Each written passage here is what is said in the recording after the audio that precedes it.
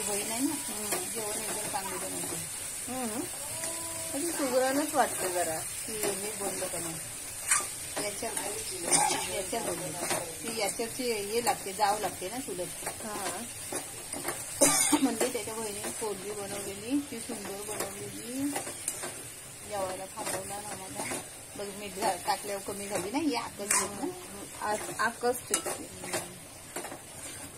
जास्त पाणी नको ठेवायला, थोडंसं पाणी वर ठेवायला पाहिजे.